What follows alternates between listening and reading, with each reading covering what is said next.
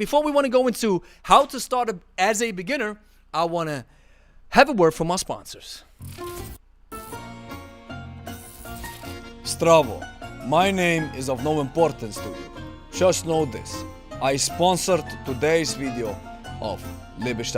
In the back you see my friend Igor. We are both hunting for good kettlebell channels. Make sure you like and subscribe to the Lebe YouTube channel.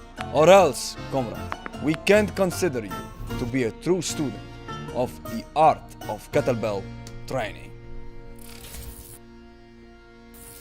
So you heard what he said. Like and subscribe to the channel. Guys, let's keep going. How to start as a beginner. These 10 points, I'm going to do a in-depth video on these 10 points because I came up with these 10 points recently and they are worth a very high quality video. You can anticipate it, but we want to glance over them and see how we can really help you with these 10 points and talking about them briefly. And maybe you want to share, guys, especially you who now have gained some experience. Let us know how you started and what your tips are for beginners, because we need multiple perspectives. That's what I love about this channel, guys, is it's not only me, it's not only Angie, it's not only Lebe. It's about you guys helping each other out, and maybe you have some inputs and some tips from a different perspective that I'm not seeing and that is worth exploring. So please type it in the chat if you have any tips on how to proceed as a beginner. Now, number one, like I already mentioned, is invest in a good kettlebell coach. If you have the means and you have some financial situation where you're able to invest in some training, do it. If you find an awesome coach near you, visit them, pay them a visit, especially in today's day and age. Pay them a visit, let them know that you want to learn good technique. How can you find a good kettlebell coach? I would start with the IKFF directory. That's one thing that we can look at. So that's one stop that I would look. All right. So that's the IKFF. That's where we got our certification, and you here see find an instructor worldwide. Now we're in here as well. You see, Angie's here, I'm here, because we were certified level 1, level 2 by Steve Carter in June 2019. So the IKFF just is such a good starting point, because what Steve taught me, I'm saying this for the umpteenth time, it was a pivotal moment of my career as a coach and as a trainee. So here you may start. Now, is it worth to visit a coach in person? It is 100%. Right now, it's maybe tricky, so you can maybe do some online classes. However, I would really advise you, once you're able, visit the coach in person, because in-person coaching, while I believe in the power of online coaching, I believe in the power of that online stuff, I still believe that there's nothing that can compare to one-to-one coaching. One-on-one coaching is the highest form of learning. That's my opinion. Another place where you can look is right here. Hey, look at these folks.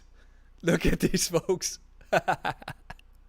If we are the ones who may help you go along and move a little further, we're more than willing to do it. So invest in a good coach. Now, number 2, and this is what you saw. What was his name?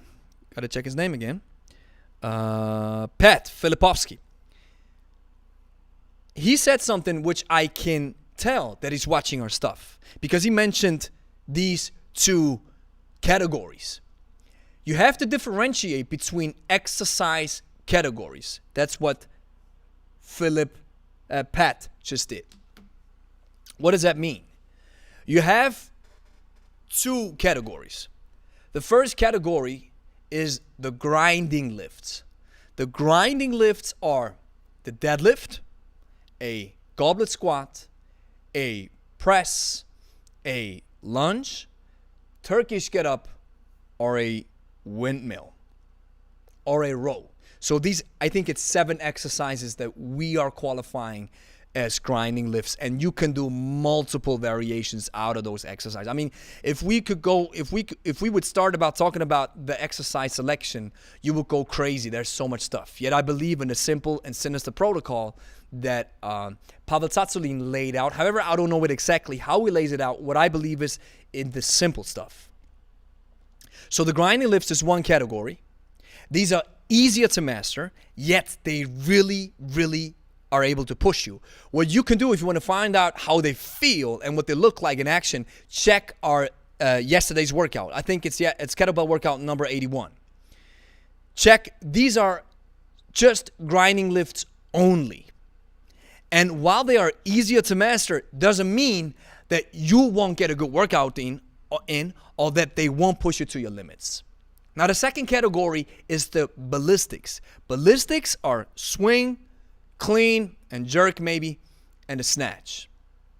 Ballistics mean you have a ballistic element involved in the execution of the exercise that leads to completely different triggering of your muscles, of your neuromuscular adaptation, because ballistics are very unpredictable and harder to control. And if you make a mistake, if you just take a look at a swing, you probably see one motion. You see this pendulum motion if you take a look at the swing, for example. However, if you break down the swing, we believe it's actually 5 phases. And if you go through these 5 phases, you actually find out, okay, if I'm making a mistake, where am I making a mistake? Hint, most beginners make the mistake at phase 4. So understanding the ballistics means, and that's why Pat asked the question. It's awesome. He asked the question because he said, hey, when can I transition from the easier ones to the heavier ones? Or the ballistics are just harder to master. All right. So when can I transition? Point number 3 is start with the easy lifts first. So my advice to you would be start with the grinding lifts first. Because even though the ballistics are the most fun, and even though the kettlebell is made for those exercises, even though it's just, I digress a little bit, we got this one comment that says, the kettlebell wasn't designed for ballistic exercises. And that's true. It was designed to be a scale weight. 100%. I had to heart that comment. It's an awesome comment. It's 100% true. Yet, the makings, we have to put it in a different statement. The makings of the kettlebell qualify it to be very, very useful for ballistic exercises. Let's put it like this. So start with the grinding lifts first. Now, number 4, choose the right weights. We always say the same. Females who never touched the kettlebell before, start with an 8 kilogram. Males who never touched the kettlebell before, start with a 12 kilogram. And from there, working yourself up. Choosing the right size means you choose a competition kettlebell. These are all the same sizes, yet different weights. Don't go for these kettlebells. Don't go for these kettlebells who change in sizes, because the technique that you will master with one size will change once you use a different size. Invest in a good kettlebell. Although we now just talked about it. Now the question remains to be answered: where is the limit for the pricing for a good kettlebell? Number 7 is you will do some neuromuscular gymnastics when you start kettlebell training. We will go into this point in depth, but in a future video. But what it means is you have to trigger different muscle groups at the same time to do different things. Crazy stuff. For example, if you're in the rack rest position, you have to trigger your quads, glutes, and hams to rack the kettlebell so you can really stay stable. Imagine that when you rack and rest the kettlebell in the rack rest position, your legs are like a trunk, firmly planted on the ground, resting with your upper body only. So your upper body, your back is relaxing. You're getting loose. Even your arm is relaxing when you're in the rack rest position. I always imagine myself that my shoulder comes out of its socket. But your lower body has to be tense. Once you're up in the overhead top fixation, your upper body, or to be more specifically, your arm will stay tense. You have to lose a lot of power from your arm, triceps, and lats to stabilize the kettlebell. At the same time, your legs can relax. That's your muscular gymnastics. Number 8, be patient. Be patient. I've recently heard this in a scientific study. They said that the Olympic lifts, Olympic weightlifting is very tricky to master with the barbell. I 100% agree. Take a look at what Klokov is doing. This dude is crazy. Take a look at what this dude is doing. He's snatching weight that I can't even deadlift. So learning the Olympic lifts, snatches, cleans, jerks, clean and press, clean and jerk with a barbell is probably the highest form of technique when it comes to training in general.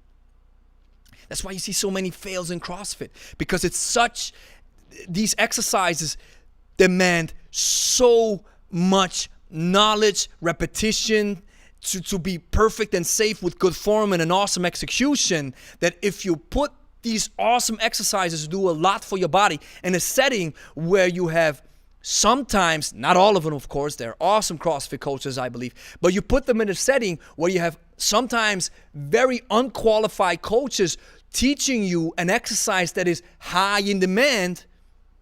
When it comes to learning, adaptability and all that stuff, it takes a lot to learn, it takes a lot to master, then you have these fails coming up. So they're saying that's top notch.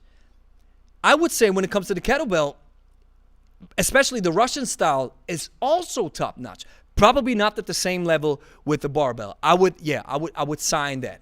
I would say yes, the barbell is highest form. Yet, doing the Russian style, clean and jerk, I'm telling you, especially the snatch with the kettlebell. The snatch in the Russian style and the Good Boy Sports style with a kettlebell is probably the highest form of the kettlebell training in general, because it is so nuanced. So what that means is patience is the key. It takes a lot of time to master those lifts.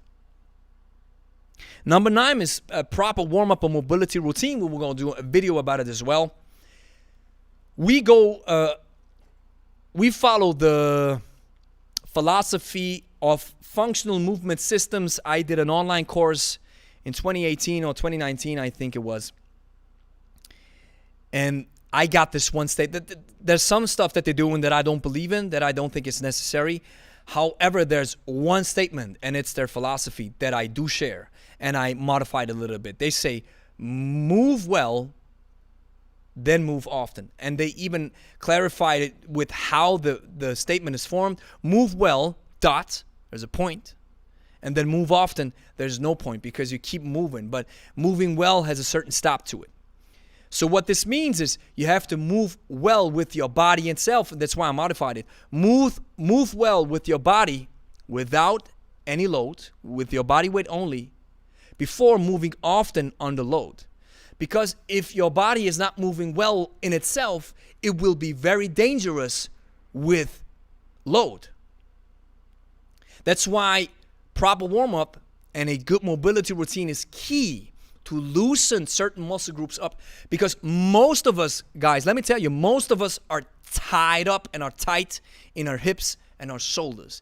And we need maybe some mobility, some routines to loosen that stuff up, to loosen those muscles who have been tight for ages, and then using some weight or using the kettlebell to strengthen those muscles who have been weak for ages.